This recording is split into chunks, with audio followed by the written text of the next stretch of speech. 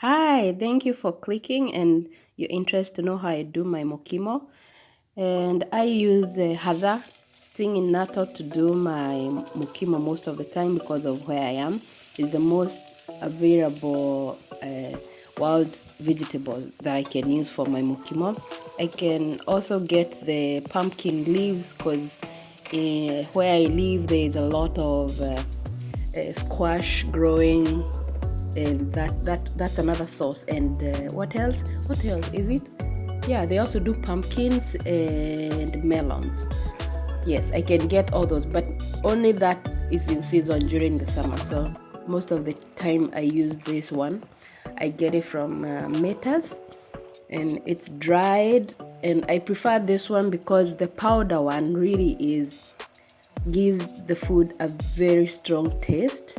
Because this dried like this, dried and crushed, it gives the original taste of stinging nettle.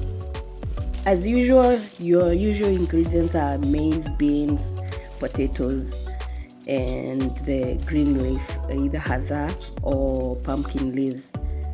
So my main secret in making mukimo is because I'm lazy. I don't like doing dishes. I don't like being in the kitchen for long. So I like to karanga. What do you call that? I like to, yeah, stew, to use onion prior to boiling the potatoes or the whole thing, because it gives the food more flavor than if you do it after, if you karanga after. And that's the whole point, because I find when you karanga after mashing, you'll bite, and some parts will not have the flavor of the onion, and some parts will just be plain and dull.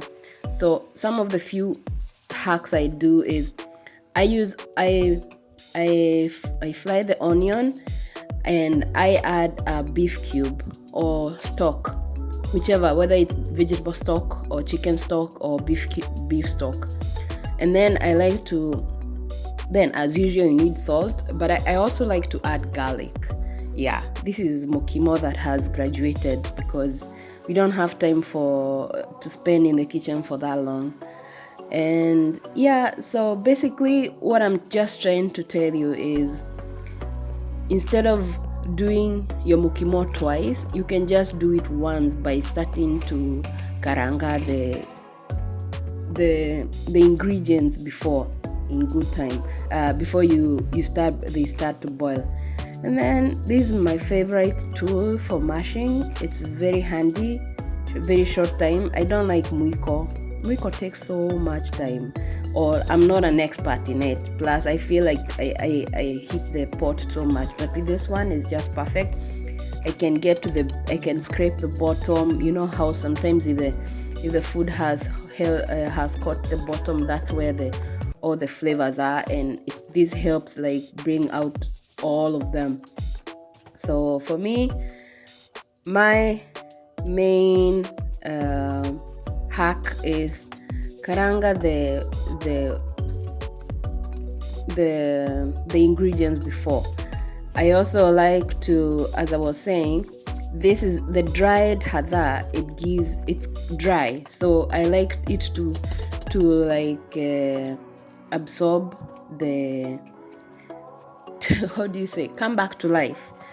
And by putting it way early, then I'm sure by the time the food is done, then it's also like come back to life, because it's not the same as using fresh hadha or stinging natto. Hadha stinging natto, yes. Anyway, I like to serve this very plain. Sometimes I'll just eat a bowl, or when I'm hungry I'll just have it for breakfast with my tea.